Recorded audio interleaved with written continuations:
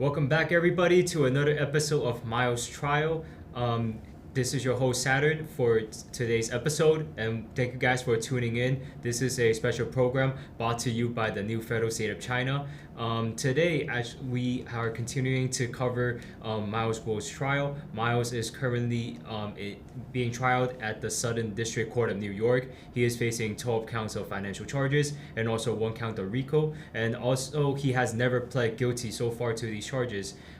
Today, actually, we have just been wrapping up one of the witnesses from yesterday, and there is also one new witness that has appeared in court today as well. Today is a regular schedule from 9:30 to 2:45 p.m., so it is a relatively short day compared to some of the more extended days where we are ending at 5 p.m. Next week, the 2 days for the trial are ending in 5 p.m. and tomorrow is also another regular scheduled day ending at 2:45 p.m. So today, as we talk about the content from the trial, it will more or less be complete as opposed to yesterday when we had some content, a little bit of content left over, which we will kind of recap as we go through the first witness of today, who has already began direct examination by the prosecution team as of yesterday. So with that being said, let us bring on Ava and Feder to the show. It is so good to have you guys here on the show again. I know yesterday we did a show we talked about actually 3 cases, right? It was a very fast-paced show, I would say, very information-packed.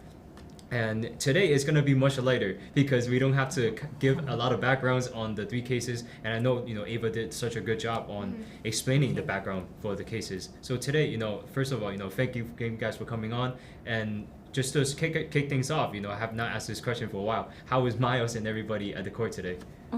So you want me? Go ahead. Right, Miles is doing great. As every time I see him, he's always given the same level of energy that really super contagious, and for everyone, his energy, he smiles, and a lot of interaction today with the audience before the court started. He was pointing at. Doing like a hand gesture and then smiling and asking people to calm down because some fellow fighters are gone emotional, and then he's comforting people, and then he's very, very gentle, and he's smiling and friendly, and we were trying to read the signs.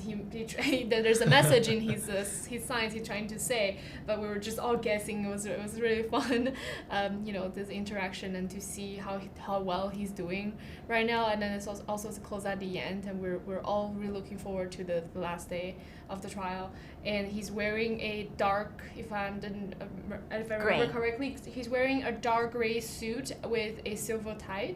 So it's a and white shirt. Really, yes, white shirt, really energized and looking amazing today. So you mentioned that he was trying to calm some of the supporters, some of the members down, NFSC members down.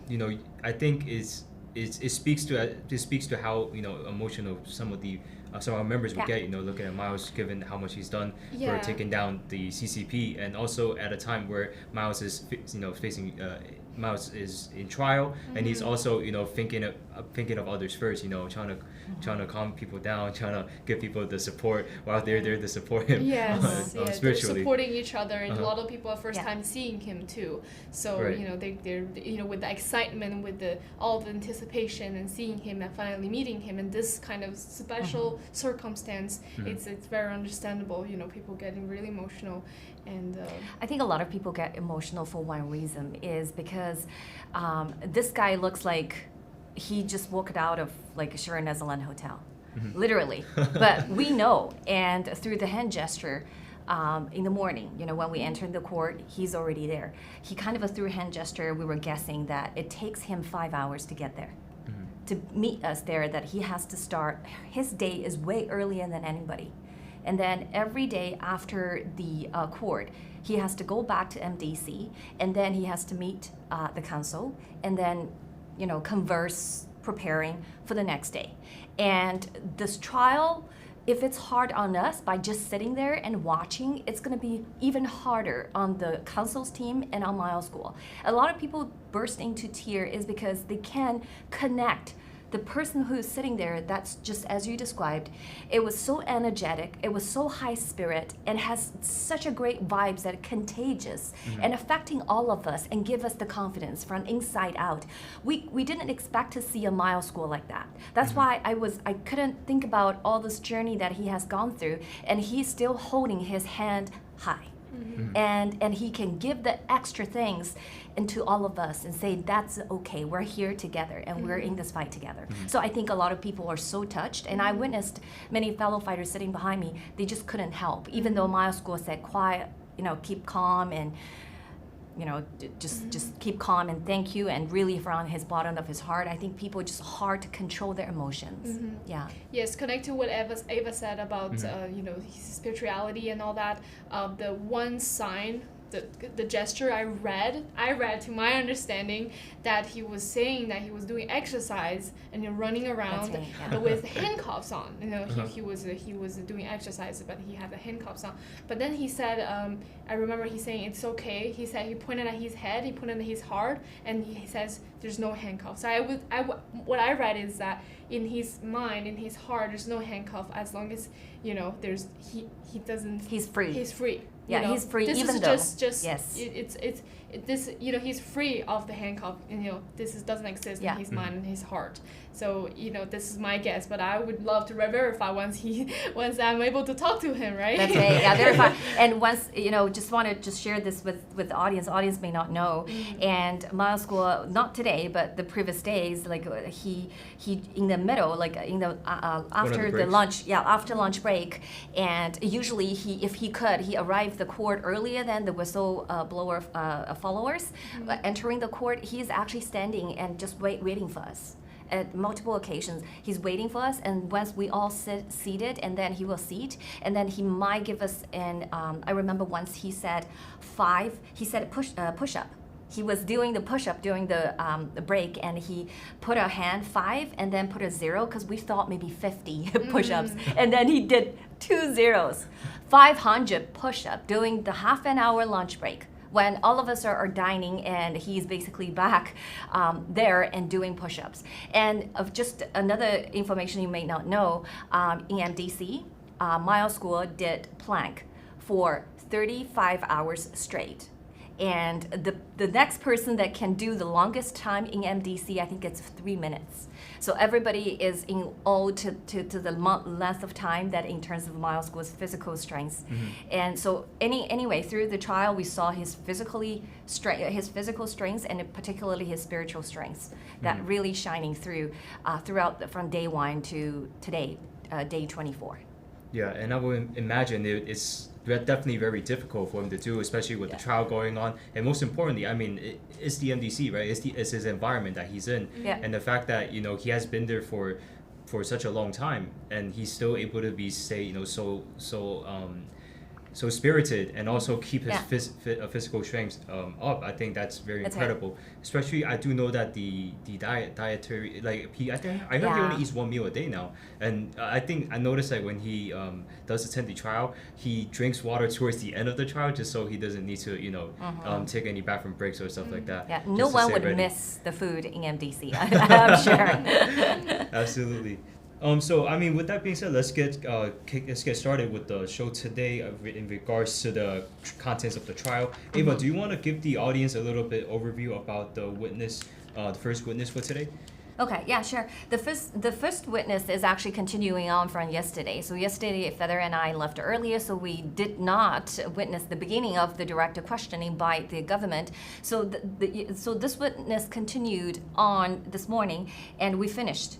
Right after, a little bit after, shortly after lunch today. And this witness is from a consulting firm named Brattle Consulting, who was basically retained by the government. They were first approached by the government in 2023, last year, March, and then did a lot of work, very, according to the witness, very intensive work earlier this year, particularly earlier this year. So they are providing, the witness name is Paul Hinton.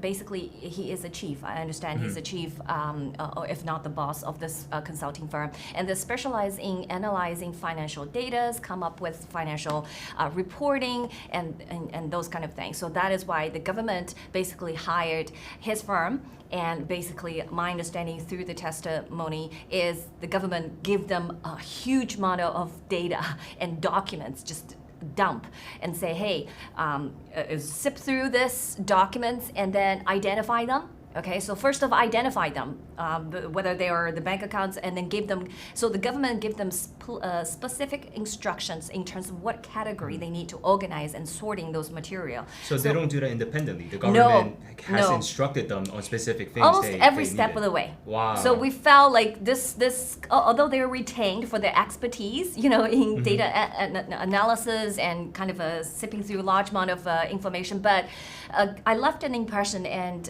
Feather can add in, is they are hand-holding. The government is hand-holding basically everything, okay? And even including the color of the boxes on their diagram.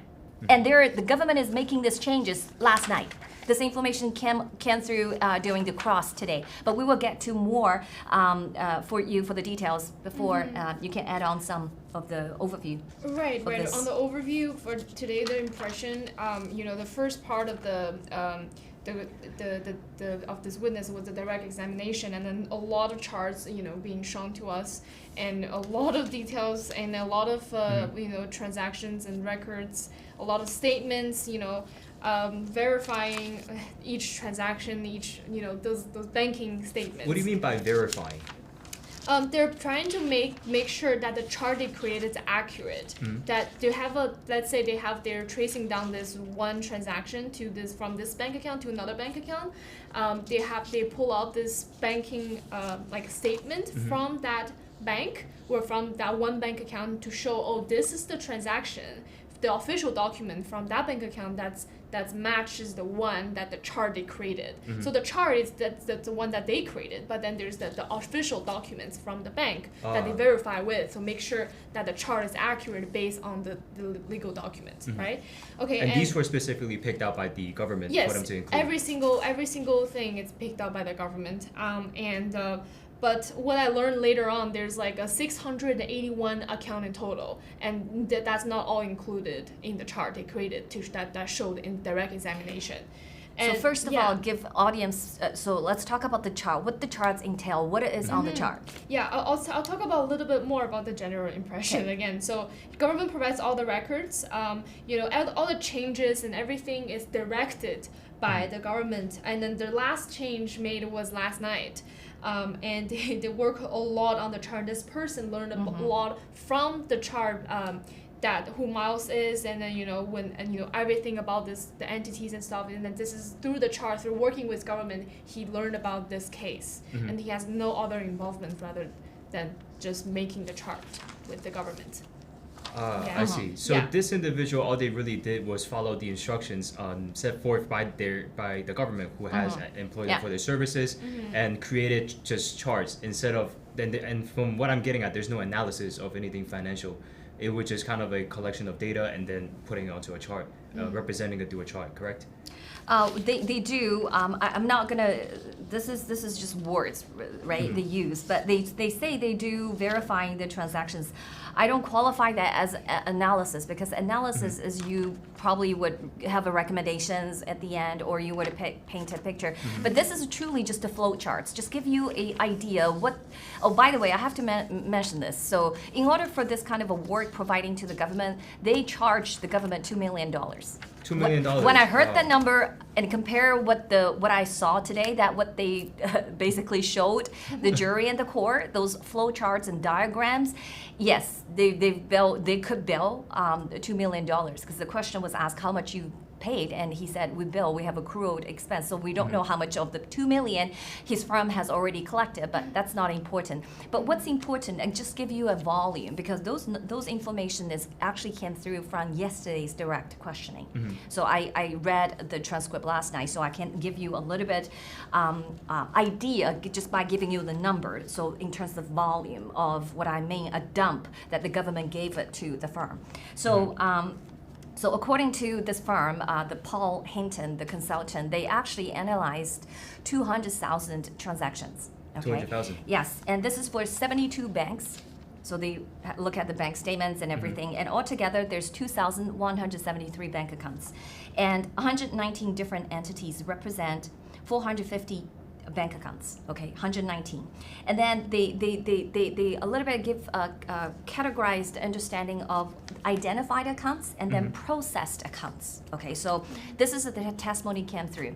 They say first, as I said, they've got vast amount of paperwork, and then they have to identify according to the government categories. Okay, the government give them specific direction in terms of what to look for. Okay, and they even set up those definition. Okay, so what should sit at the family office? What entities? Okay, so they set up all those categories by the government. So government give them the specific definition and direction. So then they have to inform the government what they find, because the government did not even bother. I guess this is too voluminous, too tedious kind of a work for them. So that's why they hired a 2 million consulting firm doing those tedious work and going through all those tons of pile of money identified accounts. So this is the identified accounts. Okay, so the identified 20 accounts for rule of law, 49 for GTV, 85 for farms, and 82 for G Club and Crane, and 27 Himalaya Exchange. So these are the identified. And then in the subset of those identified, they give all those identified accounts and information back to the government, and government give them further instructions, say, oh, I need you to process this. Process mean that they would have to log in, to create a spreadsheets, move all those information on the spreadsheets if they are not already on the spreadsheets. Okay, so they have to use the number reader identifier, whatever, to export those numbers on the spreadsheets, making sure the format is the same, and they have to create a database out of those government specified processed account. So at the end, they also the process account is a lot less. So 25 from the Lamp Capital, one of the entities, 3 account from Greenwich Land, 55 from farm accounts for the Himalaya farm accounts all over the world, and 52 from the family office entity. Okay, so this is what they've mentioned about total number. So you can tell this is a huge amount of documents that they have went through, but they kind of funneled down to a kind of a manageable workload, and then according to the specific request of the government, that they put it in a format that they presented to jury today, which is diagram, which they tends to show inflow and outflow of bank accounts. Okay, so these are the entities. First of all, they say these are the fraud scheme, right? So on the indictment, if you remember, there's 4 entities was particularly highlighted. That is GTV, right? And that is Farm Loan, so Himalaya Farm Program, and G Club, and then Himalaya Exchange, 4 of them, right? So that is why they identify all those entities that related to them, and they want to show what the money coming out and where the money went. Okay, so through a lot of the direct, they trying to carve out an impression that Miles School and Miles School's family members has misused the fund, which is supposed to be membership money or investment money, but they moved the money to some to a company called Lamp Capital, or to a yard company, or to car-related expenses. So this is what they're trying to leave an impression for the jury. So they spent 77 minutes doing that. So it is actually, I would have to say, pretty boring. And I reached to a point that I'm starting doodling, because that's not me. I usually I was a good student throughout my life. So, but reached to a point that it's really hard to follow. I mean, I've seen a lot of people, even other fellow fighters, even feather at me. We would start drawing things like not paying attention. So that gets me curious because you did say these are inflow and outflow charts. Yeah. So these are charts, right? Diagrams with different cells. Like this is my understanding of what it would look like. And that gets me curious is the fact that you said it's tedious and it's boring. Was the charts made up in a way that it looked confusing, or were they easy to follow? Because from what I'm getting at is they were not as easy to follow and straightforward as they should be, because I believe if I were from the prosecution perspective, if I were to say paint a picture about these charges, right? I would kind of have to make it more complex with the way the money flows. So is that the case about how the diagrams looked? Do you want to answer the question? Oh, I have tried to draw some of the charts. I don't know if you can see, but I try my best to draw. Like there's so many charts that I cannot keep up. I give up. Like for each chart, you have the bank account from this XYZ company bank account, and then to go to 1, 2, 3, 4, 5, etc. bank accounts, and the money that went to the different accounts, and also the dates that they went, the dates of the outflows. So they put dates for everything and the dates for the transaction, and then in each account it connects to that might not only connect to one account, it connect to this and that. So there's I remember for G Club operation LLC, there was 4 boxes presenting that bank account. I know there's a lot of bank accounts, but then there was 4 boxes for Hamilton as well. And with the way they were put, there's more than how do you say? So the whole chart is complicated. It's one entity, but they actually made 4, 5, 6 boxes for each entity. They wanted to make it really hard for you to read, right? Because the font is so small. Just think about an A4 letter, right? How much information can you cram in that space? Is they don't have to list 4 times the same entities, like for example, G Club Operation LLC, right? Right. But they chose to. Oh, so that makes more sense, because if you think about it, there's only so many entities, right, related to this case. So if you think about it, 5 or 6 entities on one sheet, that's 5 to 6 cells in total. No matter how many transactions there has been, there should really only be 5 to 6 cells. That's correct. Yeah. And from what it seems like, they intentionally repeated some of the entities into different cells, and then I guess repeated some of the flows.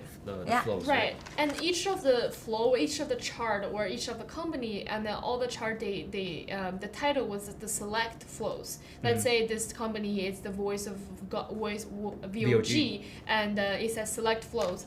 And let's say it's some other charts. Is at the select flows of G Club and Crane, the select flow and expenses by G Club. So it's all pre-selected by the government. Also, for when Ava mentioned about this whole expenses and the outflow and inflow that come down to a tunnel, they really conclude that the source of funds, how much went to GTV, how much went to farms, how much went to G Clubs, how much went to Himalaya Exchange. It all concluded that there's a 1.3 billion.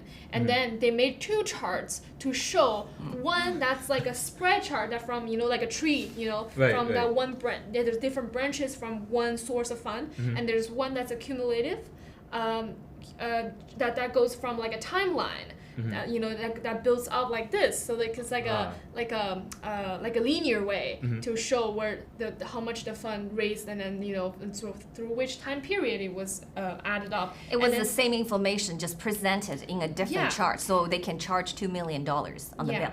And it was very interesting, that last question he was asking. Oh, so you can see, right? It started with VOG, which is the first project or first investment they initiated, and then it's the farms, and then you see with the time with the chart they created, you can go to G Clubs with the timeline, and it goes to Himalaya Exchange. So they're trying to show with the time they're building this thing up that become this whole whole scheme of like a fraud scheme with all this money adding up with the time with the entities they created. So you can see this chart that's going up, and then they really put it this way to show, oh, see, this is Or how at least clear that's it what they're is. trying to present Yeah, to the jury. Exactly. But it doesn't stand anything because they didn't prove anything. That's why when I'm doodling, I put the quote because this is one of the things that they said. It's beautifully color-coded sheets. And then I want to finish the sentence, which does not prove anything. So during the cross, our defense basically asked, okay, so this is very complicated, but it could be really simple, okay? So is it, instead of 4 boxes, you could just use 1, right? Yes, that's what witness testified. Okay, so it is the prosecutor that asks you to put 4, is that right? Yes.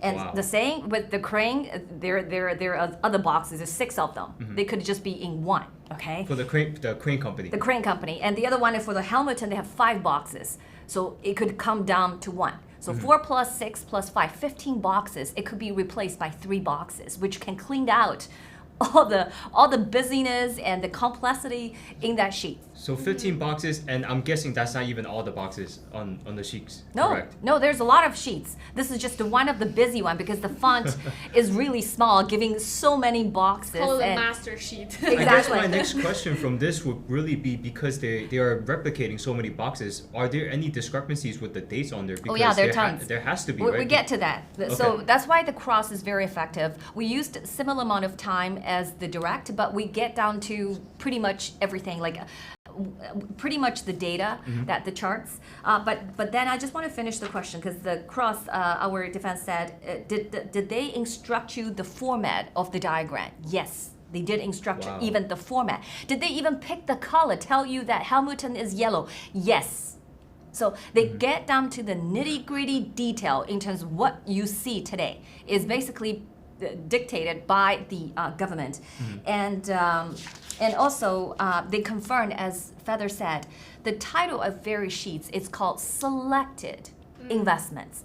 And this this witness confirmed it's not all, okay? So the government only needs you to paint a picture that good enough. Everything, you don't have to put it on there. So it's already selected, it's confirmed. Okay, so that is why we say you can't prove anything. This is the best you can get is beautifully color-coded Excel sheets that full of numbers and typos, because we find a typo in when the cross. So first of all, because without the visual cue, it's hard for me to describe it. But I want you to think about this.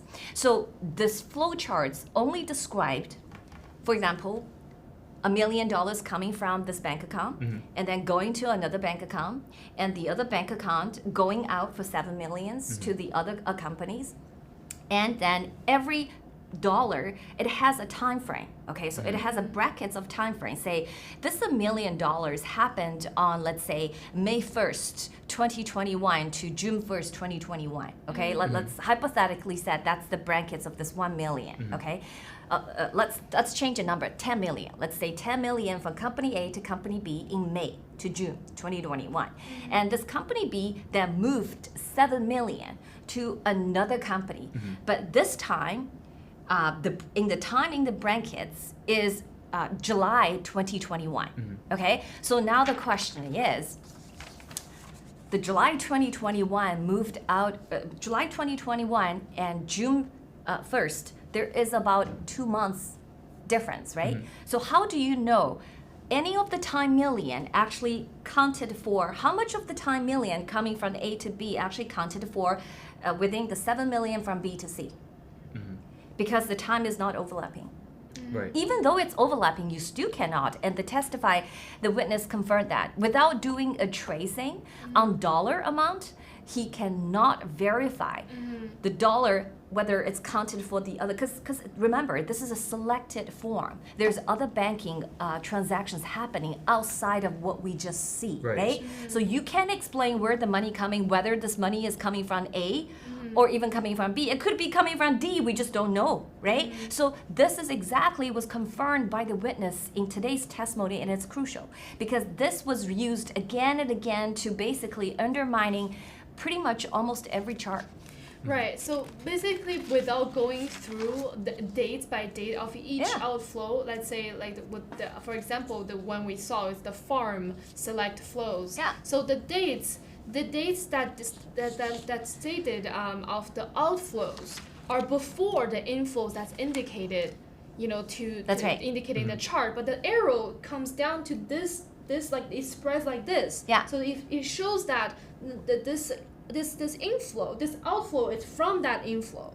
That's right. You know what I so mean? this is a great example. This is opposite with just what I just said. What I just said, the inflow has a date gap between the outflow, right? So the money has not even happened yet, outflow. But the other one is reverse. It's going this way. Yeah, it's reverse. The other one is they want to trying to say, hey, Miles Guo took money, okay? Miles Guo took money and his apartment in Connecticut is using the members' money. So they're showing, okay, this is ACA. Okay, ACA money, they moved 32 million to a law firm. Okay, so that's November 20 and November 12th to November 16th. Okay, that's the day for 32. They show a diagram, an arrow. And then the law firm distributed 3 different money. One is 3 million, 5 million, 5 million to a Miles Guo family related entities. Okay, Greenwich Woodland and Landscape. But the dates, guess what the dates? The dates is actually prior to November. The dates are actually in August, in October that year. So it doesn't match up. It doesn't match up. It should not be presenting this way. But then the witness say, well, I'm just presenting the outflow of the money from that bank accounts to the bank accounts. So you have to read the fine prints. Okay? So in this particular case, if our cross lawyer does not pointing out on the date, people would have an impression already. Okay, there's something wrong because everything is going to those companies. Yeah, that's the sequential. Yeah, because the arrow you kind of a trigger you like thinking, oh, this is time sequential, but it's not right. It's absolutely does not mean that. It only means this bank account moved some money. It does not tell you when. And when you apply the time, then you would know it's completely different story that was telling by the government. Right, and just to clarify a little bit, right, I just want to make sure that the audience is able to digest this part of the information because I think this is very crucial. So let's say I give Feder $10 and then she spends $10 later. That's the impression they're trying to That's put, correct. Right? But the thing is we find out later that she's spent already spent. Exactly, she's already I spent. spent $10. That's I bought the second something case. from Right. Ava. Yeah. But then before you gave me the $10. Right, so you Yeah, already I spent gave to her. before. And You you I don't could know- also give her money. And you don't know how much money I already have. That's right. Right. Right? I could give you $40 the week prior, Yeah. right? Return what I borrowed from you, Yeah, right? and I bought Earlier. something, and then you give me $10. Yes, and then he moved to $10. He gave someone else the $10, and then the government trying to say the $10 he gave out is the $10 from you. That's not evidence, right? Everybody figured that out. And it was testified by the witness that you can't prove that You unless can't prove that. Unless you go to the detail the fund tracing one by one transaction. Yeah. But then none of that work is done also Yeah. because it's not directed by the government. So just to quickly recap again for some of the viewers who tuned in late, so what we had just explained is some of the evidence that is brought up by the government's witness today, just in an attempt to paint the picture that Miles took the investors' money to pay for certain luxurious objects or other amenities. But they did a poor job at that because of the fact that we just explained that some of the purchases or some of the transfers that they had indicated took place prior to some of the earlier transfers. Yeah, and also the other example they brought a expense summary. This is to do with a yacht company. That my understand the yacht company is probably did some service worker or service provider for some of the yacht. So on the charts they showed there's 5 different payments at a different time, and the total is 3.9 million. But then there's a typo. Because the total 3.9 million was straddled, the period indicating on the charts is from 2020 all the way to 2022. Okay, and however, when we doing the cross, because this is a total, so you have to add in it's indicating the other sub expenses all coming, coming aggregated together, right? So during the cross, the defense asked, okay, could you identify any of the subcategory expenses that was incurred in 2020? Okay, because that was what was listed. Yeah, was listed in the 2020, range, right. But none of these expenses happened in 2020. All of them are happening in 2021. So there is a typo. So the witness was saying, yeah, that's a typo. That's not supposed to be 2021. So the cross say, well, is it a government to ask you to only including 2021? Yes. Okay, so do not including the prior expenses, which could show these are normal. These are happening long before this happened. Right? Does the witness know why it has to be 2021? No, he doesn't know anything why. He just followed the government instructions, say, hey, you because it's selected, right? And I pay you, right? And I pay you $2 million. You want to get your $2 million, do what I said. So this is exactly, so we find a typo on the charts as well. But it's just show you that they're so selectively wanted to tell their story, which is, we believe, a incorrect version of the story. And also there are some analysis on the expenses, go to some of the I think it was G Club paying for a yacht company, right? But then that we knew that was a Liberty, that was a yacht that bought by the G Club, right? And for the members. Right. Actually, Liberty I was on is it. the name of the yacht. Yeah, and Liberty is the name of the yacht, and the expense was about $478K, paying from the G Club to the yacht, and also paying from G Club to the car-related expenses, which was the Lamborghini that bought from Lamborghini Dallas, which is also G Club assets. So everything they show so far, nothing can pinpoint there's any kind of a wrongdoing on behalf of Miles Guo or his family offices or the entities that related to the families. Right, and also there's on a lot of charts, it mentioned other inflows. So there's, they show this very detailed name of the company account and to another company with the name, but then there's this one branch that leads to other inflows that has no information about it. So this other inflow is kind of in the same level as the source of refund. So this is so it's at the top of the chart. Yes, yeah. The source of the funds are in the top. So this goes to each accounts, right? But then you have the other branch that says other inflows. So, but then this witness doesn't remember when it's added to the chart. Does it have a dollar amount or a date on it? Nothing. There's nothing. So it just says other inflows. No info at all. It just says other inflows. We only know there's 200 some bank account involved, 231 bank account representing by the other inflows, but there's nothing more. Yes. Than the number. So there's a pre-existing balance, but they wouldn't know, and then they wouldn't be able to trace. It was not stated. It was not labeled. No, nothing. There's other entities that transfer that didn't show on the charts. So that's the pre-existing balance that exists before the date that they listed or before the amount that they have already in the account. And there's no info on the other info on the inflows, and also the witness did not trace if the outflows on the chart are connected to the inflows, except for farms. Let's say just to clarify, other outflows that's connected to on the chart that existed on the chart, that none of them, they don't know, they didn't trace if all those outflows are connected to this other inflow that has no information. Yeah. So going back to the other analogy we were making, yeah, it's that's very right. similar, I was just wanted to. Yes. Yeah. So for example, this is the ACA, okay, and then ACA. farms. So farms, you gave her $100, okay.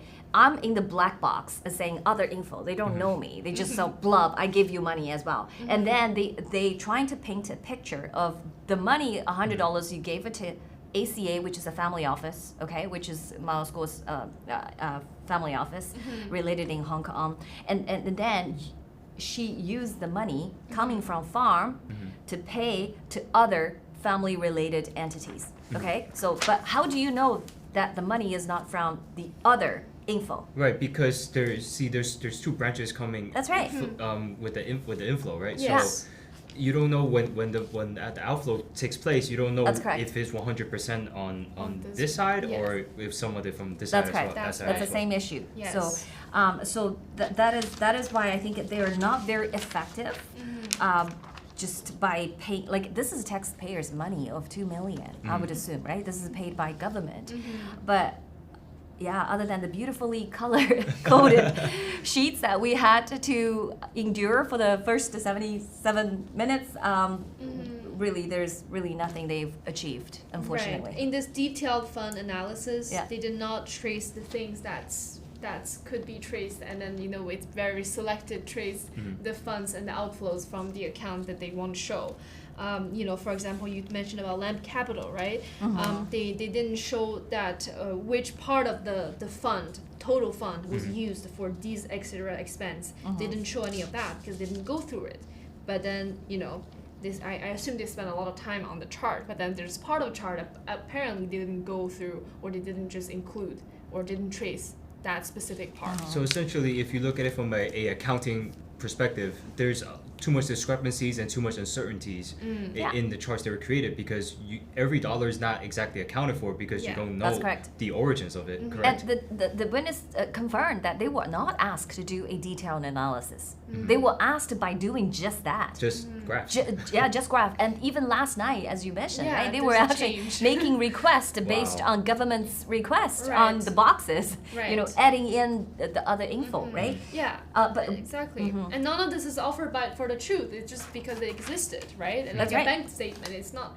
Well, it just exists. It's a fact, but it doesn't. It's not offered for the truth.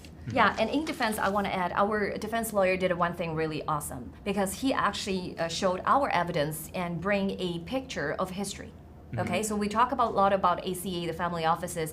He actually showed a lot of bank accounts that which not was showed by the government. I'm not sure whether the government has it or not, but now they have it. For sure, they've probably seen it before.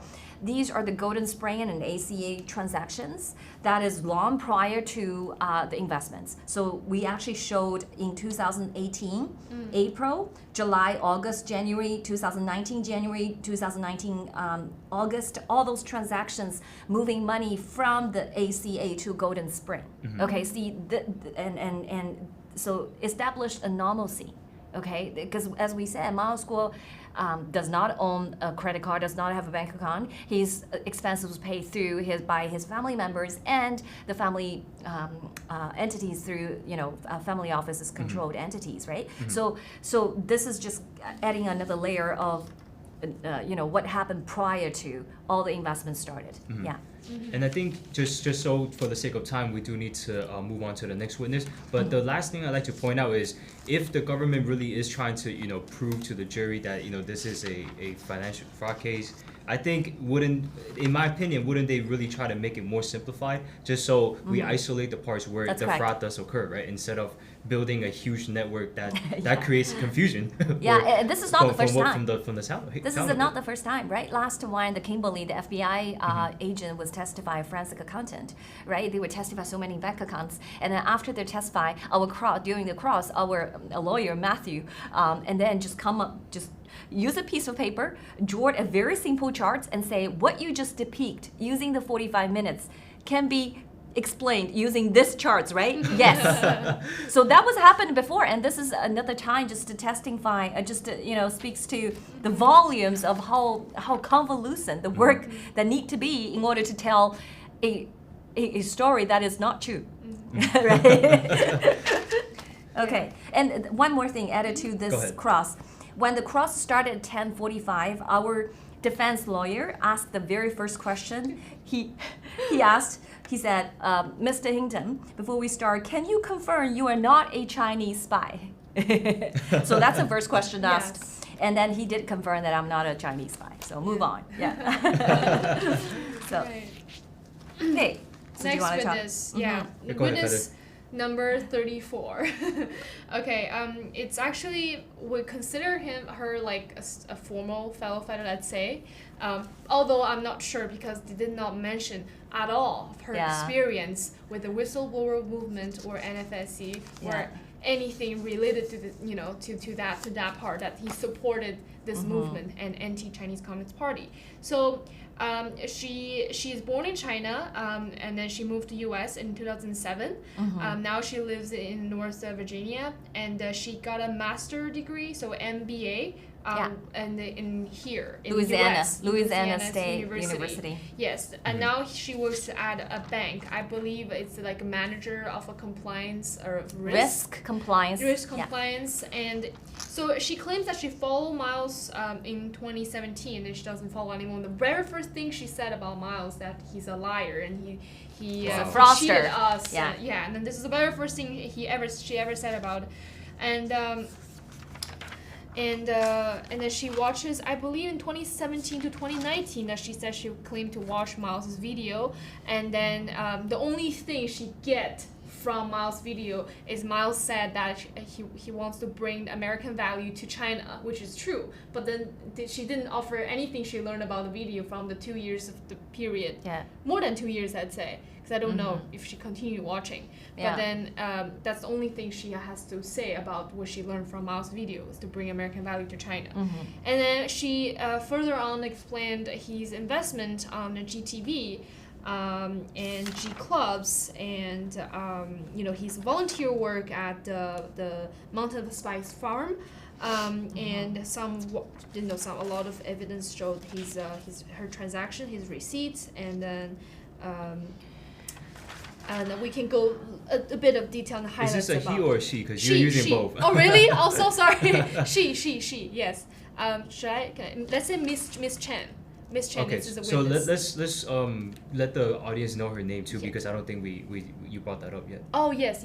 So her name is in Korea called Miss Chen, but it's Chen Wei. Right, so this is the name. So we start by the last name Chen and then Wei, right, or Wei Chen. But Miss Chen.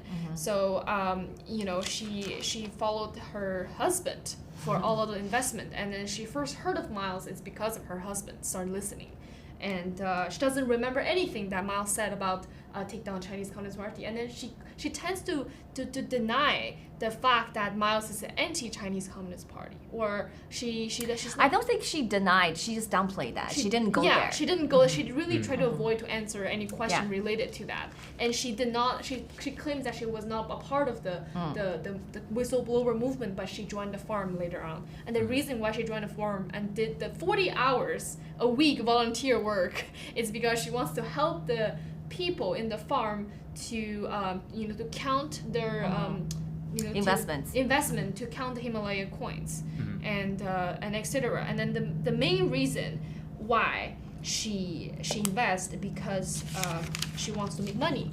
She sees because she trusted Miles so much, and I don't know how many times she repeated in her testimony saying that Miles said there's no risk at all. There's no risk at all. There's only big return, and this is gonna be the best opportunity. And even though in the contract it has the risk factors, and she read through, she thinks it's just a standard language for any contract to have, and she read through, she ignored it, and she still thinks there's no risk at all in this investment, because she claims multiple times saying Miles is a wealthy man. He's a nice person. He wants me to be wealthy. He wants to share his wealth because I'm like his sister.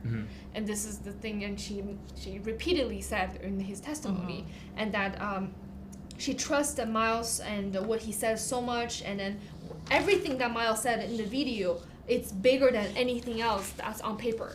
This is basically what it is, with all that. And then also Miles did not say there's no risk. I just want to clarify that this is this happened in previous witnesses too, where they claim that there's one witness saying there's a great risk to the investment, and there's one said that Miles downplayed the risk in his video, but this said there's no risk at all. So you can see the contradiction in the witnesses from the government. And do you want to add anything? Yeah, I'm just going to quick summarize for people. There is some very stood out point of conflict for me. So first of all, this person saying that he has been in risk compliance world, okay, and he has been working as a consultant in China for Huntsman as assistant. And then she obtained MBA specialized in internal auditing. Okay, and then she worked for Deloitte until 2011, and she does risk management. And then consulting work, that's her words. I do consulting work for risk, advising clients on assessing risk, okay? And then she became a senior auditor. And then she's working for a bank, title as a manager of a compliance risk. So, number one, conflict point of interest. She said she believed when Miles Guo, she testified, Miles Guo told her there's zero risk whatsoever, not at all, guaranteed return. And she is professional risk assessor, okay, for 14, 15 years of her life. And she is advising big oil companies, corporations on financial risk, on operational risk. And she believed every single words of Miles Guo, but somehow she left those words when Miles Guo fled the risk for us. Somehow she didn't actually hear that. Catch it at all. She only heard when Miles Guo said there's no risk. Okay, so this is point conflict of number one. Second, when asked her, when do you join? What's your first step joining the movement? Okay, I was never part of the whistleblower movement. I just joined FARM, and FARM is for investment. So basically, her logic is I only joined for investment, which is supporting, what you just said. I'm here just, making rich, make money. I want to be as rich as Miles Guo because he told me he's a billionaire, and I believed him. So that's what she said, okay? And she said, I have nothing to do with whistleblower. That's why it makes me thinking that she was never a follower because she came here for investment. She saw this farm is a investment fund and only do fund, and she does not aspire to our goal and the mission.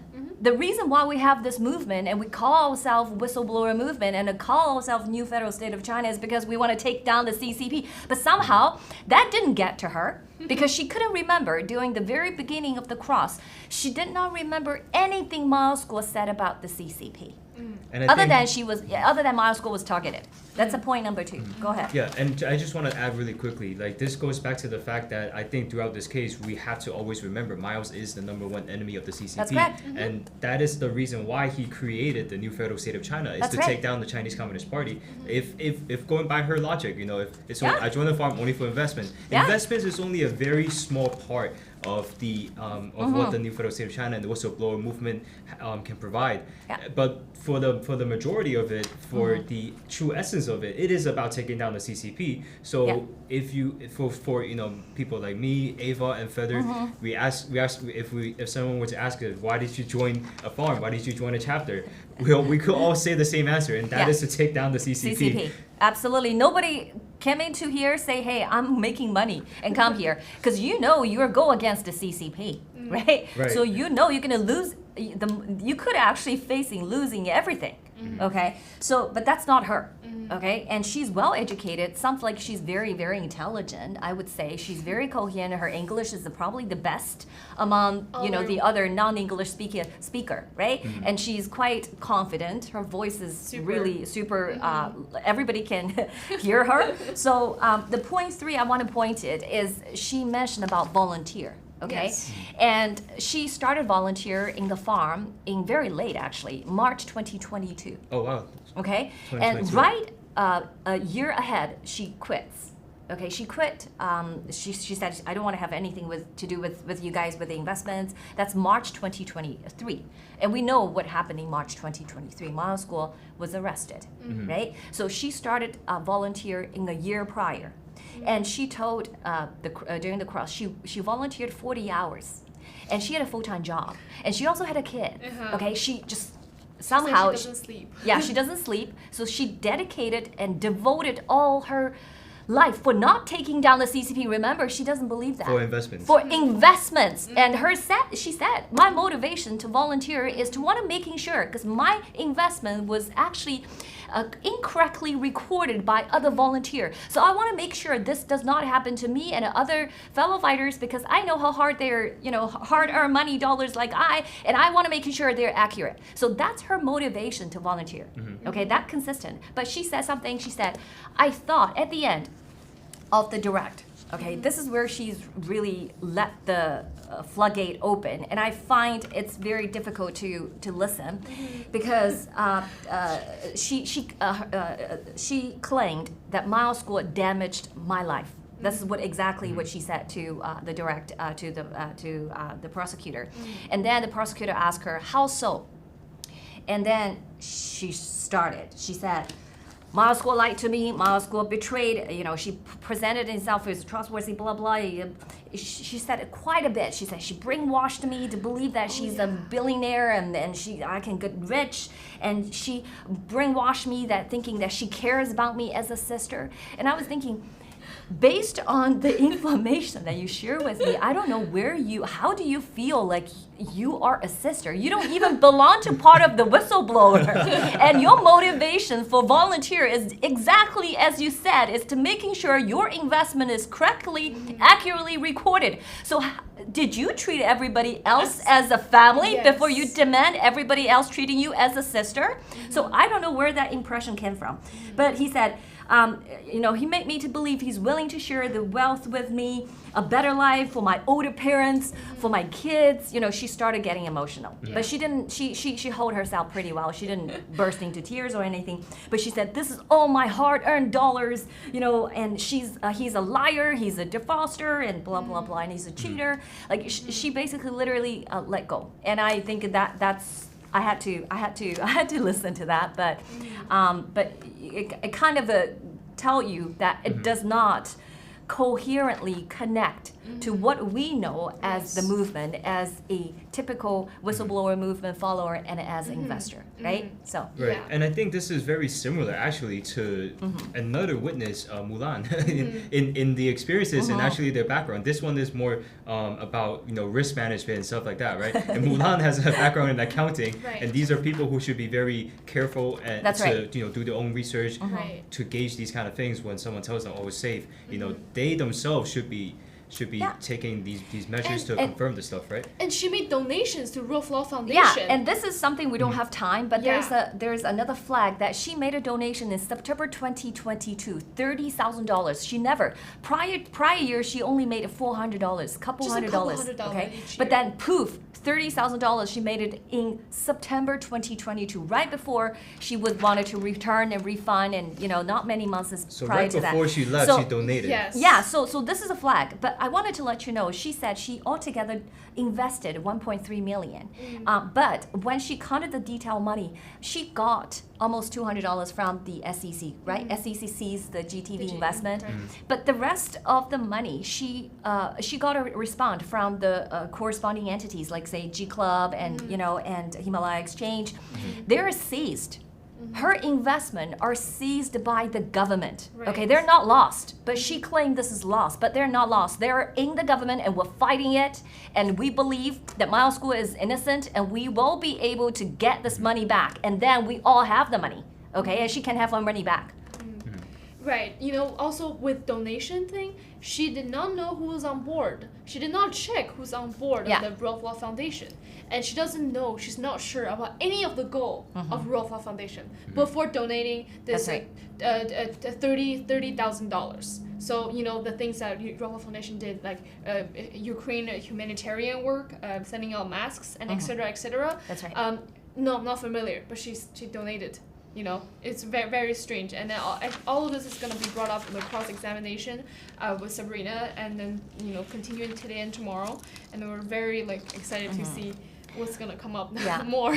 Yeah, we don't have time, but maybe next show we talk about strategies of the government, because we don't have a lot of time left for defense. The government's supposed to wrap up, by yesterday, and maybe a little bit into this morning, but right now we still not finished. They still have more witness, so this is why they really squeeze out the defense time.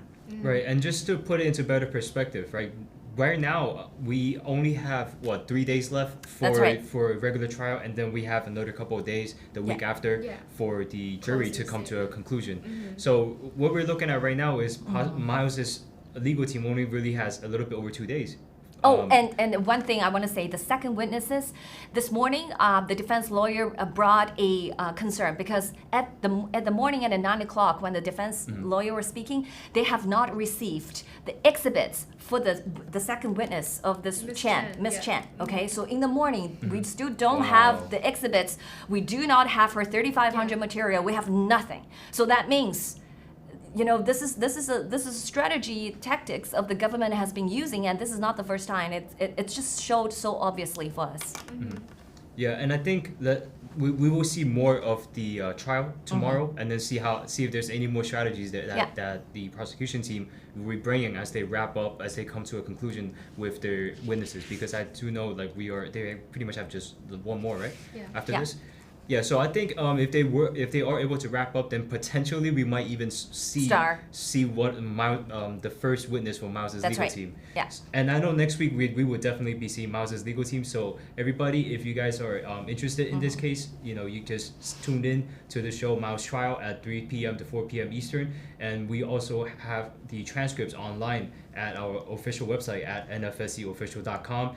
And if you guys don't have time to watch the show, feel free to also follow us on X at NFSC Speak and on Getter at NFSC Speaks. So these channels, we will be posting some live updates as the trial continues to take place. And it's very short. You guys can get a general idea of what is being discussed that day. At least know how many witnesses have showed up, what are the background of the witnesses.